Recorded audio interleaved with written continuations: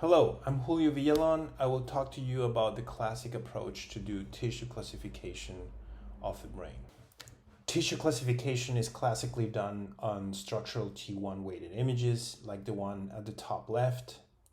One of the two main aims of performing this task is to get the segmented regions of the gray matter, the white matter, and the cerebrospinal fluid, as you can see at the top right. Another goal is to get the partial volume estimates for each of these tissues, which you can see at the bottom. These maps are used very frequently in neuroimaging for multiple types of processing pipelines, depending on the specific needs for each project. In diffusionmri analyses, tissue classification is classically used for anatomically constrained tractography and for multi-tissue constrained spherical deconvolution, known as CSD. Other uses may include multimodal analyses of T1 weighted images and diffusionmri derived metrics in the gray matter, for example. Also, pre-processing steps such as BBR registration between EPI images and T1 images.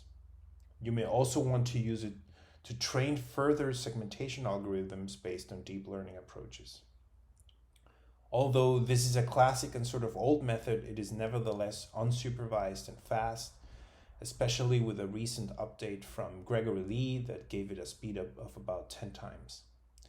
One more advantage is that the memory required by deep learning methods for three-dimensional or four-dimensional problems is relatively high in comparison to this classic approach.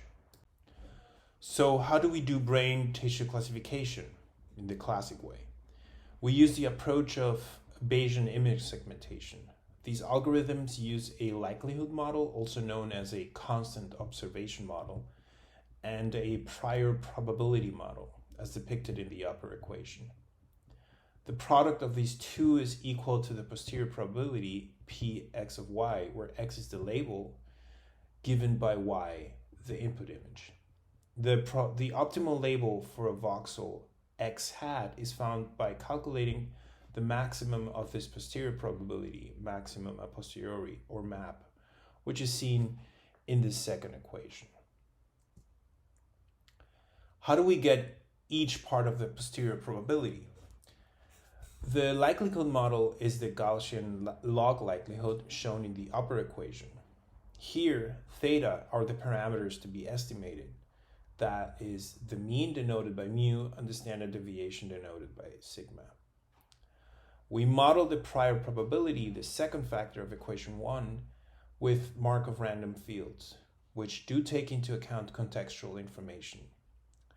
The idea behind the Markov random field models is based on the simple intuition, nowadays formalized in a mathematical theorem, that a specific label for a voxel is favored by the label homogeneity of its neighborhood.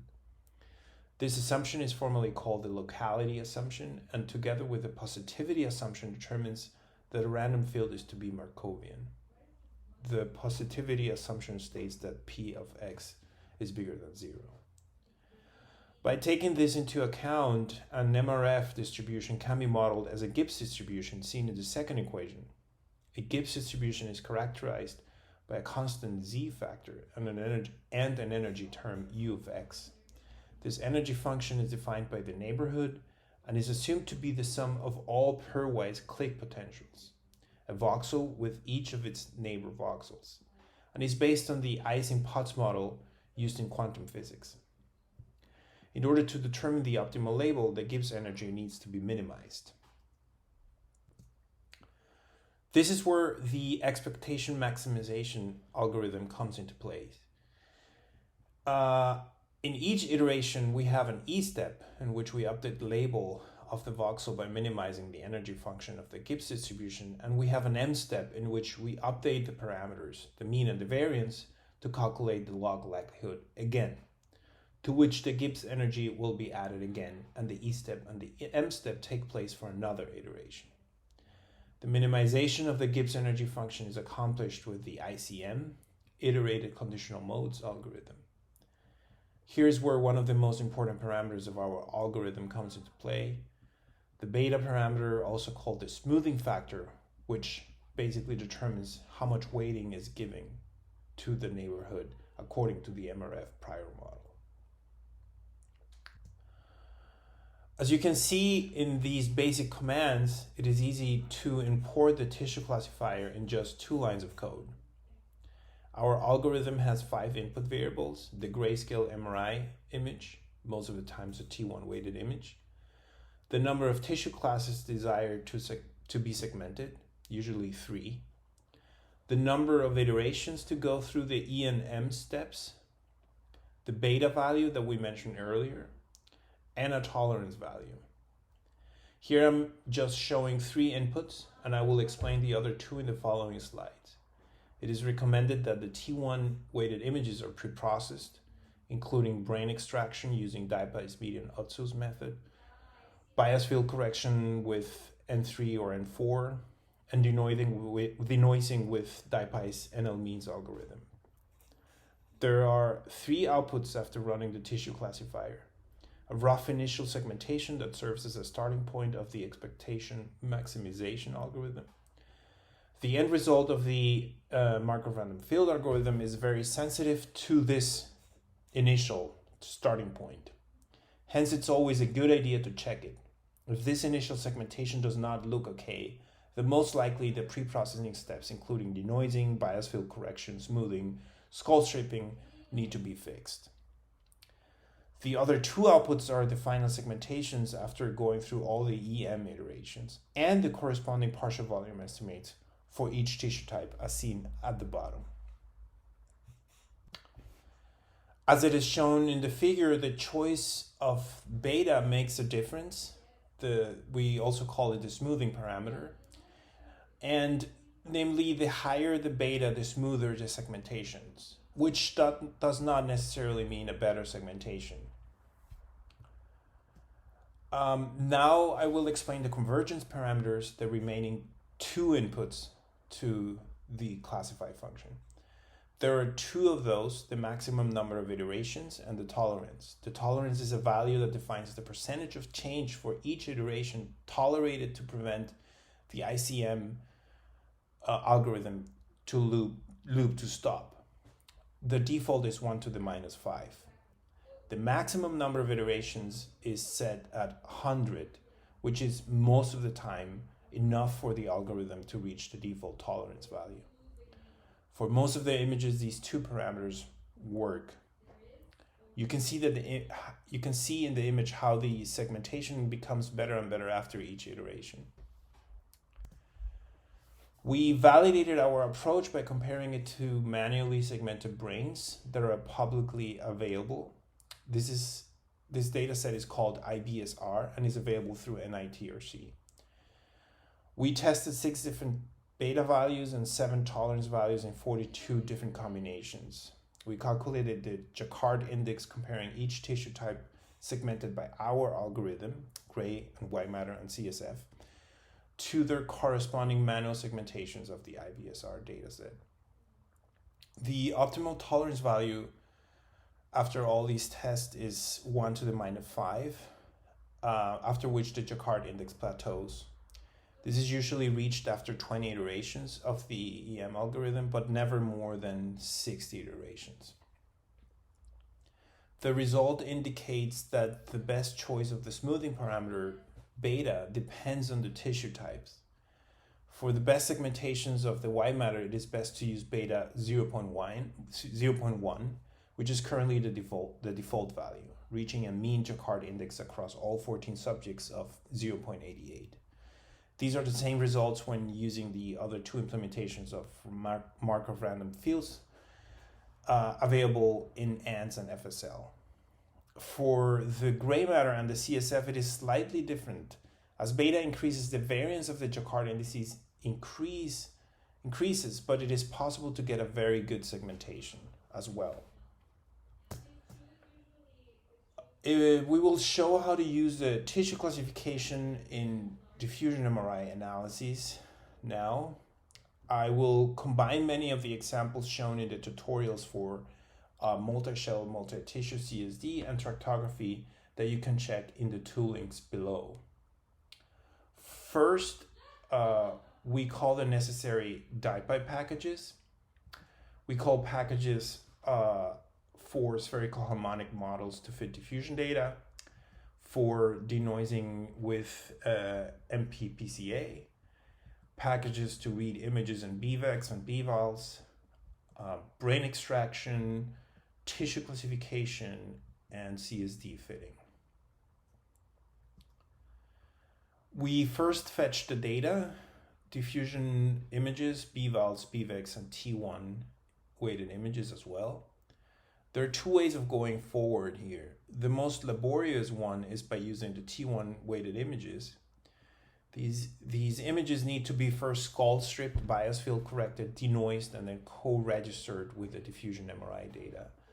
That, on the other hand, also need to be pre-processed. After co-registering T1 and diffusion with DIPY's tools for linear and nonlinear registration, and assuming that both are perfectly aligned, one can perform tissue classification on the T1 image and then perform multi-tissue CSD reconstruction and tractography. We will nevertheless today focus, though, on a simpler approach, namely by just using the diffusion multi-shell image, and we will see how. The first step is to remove the skull, which is fairly easy with the median Otsu approach available in DIPY. This will generate a binary brain mass that we will use in further analysis. Then we extract the B0 and the two shells with the highest B values, 2000 and 3000. Right after that, we use DIPY's denoising tools to run the Marchenko-Pasteur PCA algorithm on the diffusion data. You can see the effect of denoising at the bottom. Here's the trick that we will do in order to just use the diffusion data and avoid using the T1 data. One can calculate the anisotropic power map after fitting the diffusionmri signal with the QUBO method. These types of maps have a very similar intensity pattern as the T1 weighted images, with a notorious tissue contrast between gray and white matter, as you can see on the left image. Thereafter, by using our Markov random field tissue classifier, we segment the brain into the three tissues, as you can see on the right. Hugh Cheng, also from the DIPY team, will afterwards talk in depth about how to do tissue classification on diffusionmri properly. Then we use the binary masks for each of these tissue types to calculate the response functions in preparation for running the multi-tissue CSD. We first estimate the response function of every tissue. Here, the inputs are the three masks for each region, the full denoised multi-shell diffusion images, and the BVALs and the BVEX. We wrap up this step by estimating the fiber response function for the multi-shell data. I usually like to check the values of the S0 to make sure that they descend from CSF to gray matter. There are other visual ways of checking the response functions that can be found in other tutorials and are discussed in other presentations of this workshop. Finally, we can fit the multi-shell multi-tissue CSD. We will do it here on one slice first to visualize them later. We then get the fiber ODFs and display them with DIPY's visualization tools. You can see the FODFs on the left. Once this is done, we can use the partial volume estimates we got earlier with the tissue classifier to run tractography, which I will show now. How do we do this? We first fit the multi-shell multi-tissue CSD on the whole volume and create the maximum deterministic direction getter with the spherical harmonics coefficients. Then we define the stopping criteria based on the partial volume estimates. Here, the include map defines when the streamline reached a valid stopping region, for instance, the gray matter, and the exclude map defines when the streamline reached an invalid stopping region, like the cortical spinal fluid. The background of the anatomical image should be added to the include map to keep streamlines from exiting the brain through the brainstem, for instance. We also use the regions of the white matter partial volume estimates with the highest probability, above 75%, as a mask to generate the seeds for tractography. Once this is done, we have all the parts to run tractography, namely the direction getter, the ACT stopping criterion, the seeds, and the diffusion images affine. We also set the step size and generate the streamlines. We have shown so far how to use the outputs of the tissue classifier for two different tasks, namely for multi-tissue CSD reconstruction and the PVEs for anatomically constrained tractography. There are of course many other uses of these brain segmentations in various neuroimaging pipelines. Thank you for your attention.